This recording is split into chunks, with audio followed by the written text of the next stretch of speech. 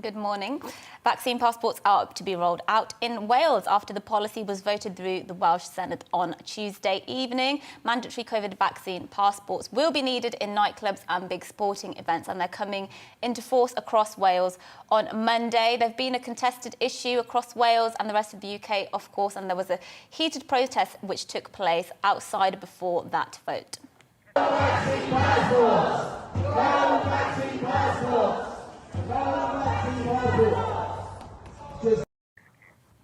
Yes, well, there we go. Now, the measure scraped through the Senate by a single vote, and this is kind of really where a major point of controversy emerges, because 28 politicians voted for the passports, 27 voted against. But it was only one because the Conservative politician Gareth Davies, who intended to vote against the measure, could not get on to Zoom to vote. So many are now questioning the democratic legitimacy of this policy, although the Scottish Conservatives say they do not plan appeal. I imagine there should be the Welsh ones instead, actually. But yes, let's have a look at what actually happened now. Let's take a look. The next vote, Rhys Bowen, if you're still not able to be still not able to vote, then I'll ask for an oral vote.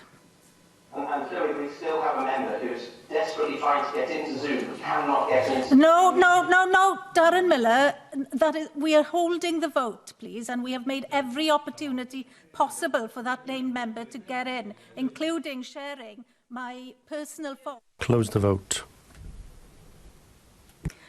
O Blaid, either go. In favour 28, no abstentions, 27 against, and therefore the regulations are approved. The next vote. I think just when you saw the hunger over his face there, I do think he realised, didn't he, that actually potentially democracy in Wales doesn't look particularly healthy. She was very firm in saying no to that person coming in. But anyway, let's talk to Richard Taylor, who hosts Welsh weekly online politics show, Rich Politics, and he's also a political commentator. Rich, thanks for joining us this morning. 28 votes to 27. She clearly wasn't very keen on waiting much longer for that member to come in and vote. What does this say about democracy in Wales? Well, it brings our whole democratic process into question. I mean, there have been many occasions in the chamber here in the Senedd where votes have been delayed for other reasons. And a vote of this magnitude, which is going to change society in Wales and affect so many people, not just those who are unvaccinated or those who are not prepared to download a vaccination pass off the NHS website for the simple reasons they don't want to give out their personal medical records, it brings into question our whole democratic process. Now, I spoke to some of the Welsh staffers on Tuesday. I was down in Cardiff at the protest, and many of them were telling me that that Gareth Davies, the MS for Clwyd, was trying to get through, but he had an IT issue. Now, how can a vote go through on a technical glitch? There are calls here in Wales. Many industries here are calling for the vote to happen again. They're asking for another vote, but under our statutes and under the standing orders of the Welsh Assembly here, it doesn't look very likely. So the question now is moving on from who's to blame. Was it the presiding officer for not letting him in, which she could have done? Now, apparently, she tried calling the member on her phone.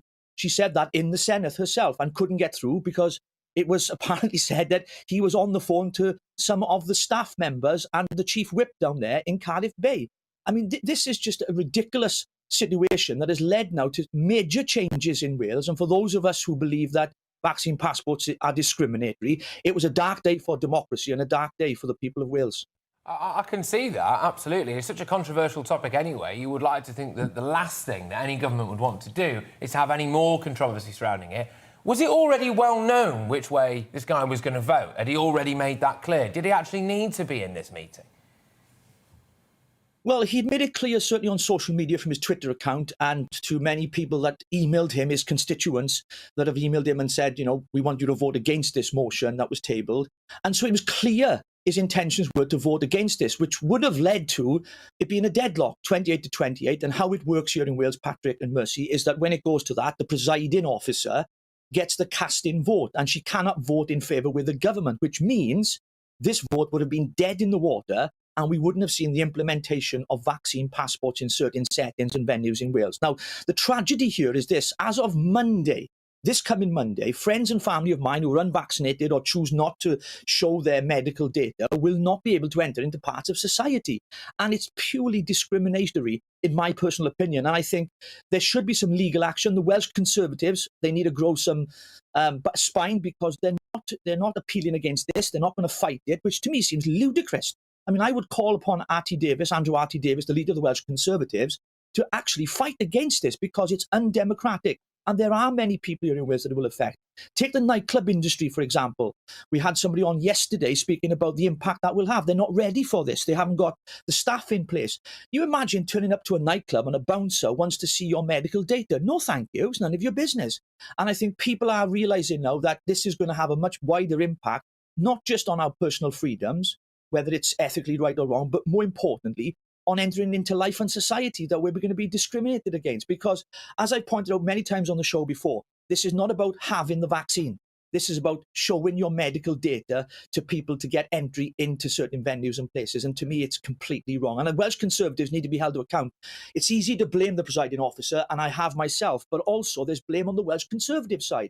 I mean, they were silent. Gareth Davies gave a statement yesterday afternoon, and the presiding officer at the Senedd refused to read that statement out because he didn't get in on time. Now, I've read the statement, and basically he has said, well, I've already said to you, he had an IT issue. He was up in Manchester at the Conservative conference and couldn't get through. The other question there is, what on earth was he doing at the conference in Manchester when there was a vote of such magnitude here in Wales that would have wide impact into people's everyday lives in Wales? I mean, there are serious questions yet to be answered.